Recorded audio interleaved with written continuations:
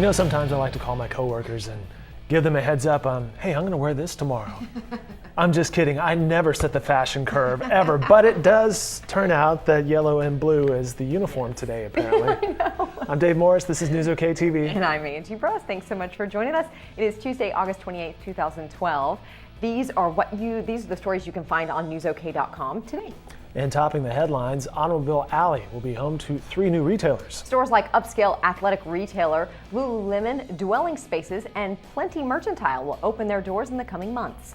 The Oklahoman Steve Blackmeyer recently spoke with the founder of Plenty Mercantile to find out more about the shop. Our goal is to support community both locally and globally. Plenty Mercantile is a reflection of an artist's heart, I guess. Everything has a story, has a texture, has an origin, and hopefully one that creates a conversation of conscious development and purpose. Our studio was buzzing with activity, so it's fitting I was wearing yellow. Got it? No. Today, as our sports crew tapes several college and high school football updates. High school games begin Thursday. OU and OSU kick off their season on Saturday. Many Sooner fans are looking forward to seeing Penn State transfer Justin Brown in action. He's a guy I think that can come in and immediately be a great target for Landry Jones.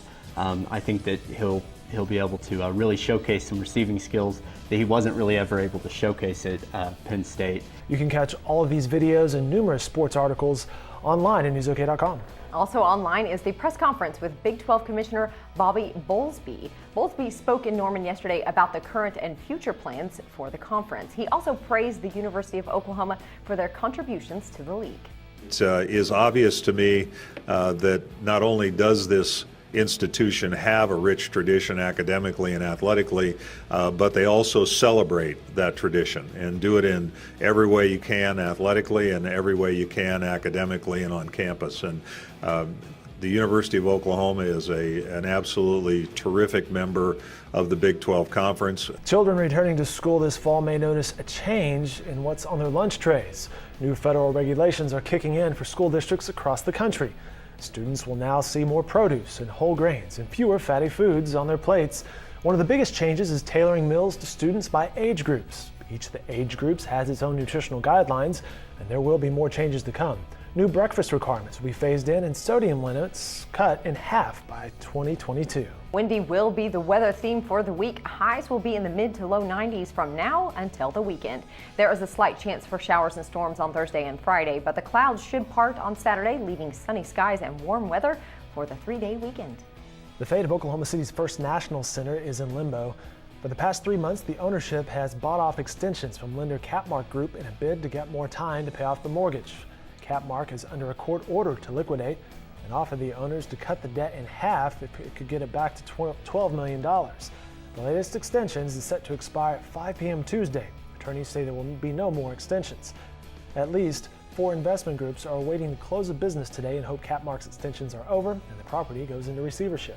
Several experts were on hand Monday to discuss the issue of domestic violence in Oklahoma. The statistics surrounding our state are staggering. Juliana Keeping and Jacqueline Cosgrove were in our studios to talk with local officials about the problem and how to improve the current situation. Well, I know that Oklahoma has seen quite a few law changes in the past 10 years regarding domestic violence. I was hoping that Valerie and Cade could address some of the progress that we've made and some of the law changes we can expect to take place in November. Well, I think Valerie already mentioned one of the main ones, which is to make a protective order longer. One of the things we're seeing with some judges, and really the interpretation of the laws can vary from locale to locale. It should not. There's supposed to be case law, but in reality that happens. So I think this new November law that it potentially extends a victim's protective order to 5 years or indefinitely is a really good thing. I think it shows a step up by our legislature.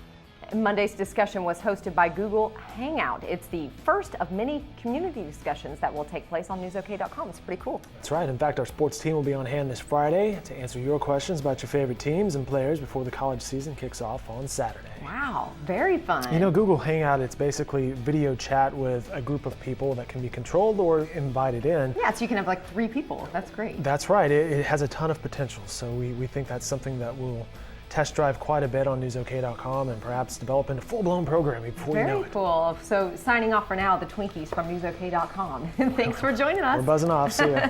See ya.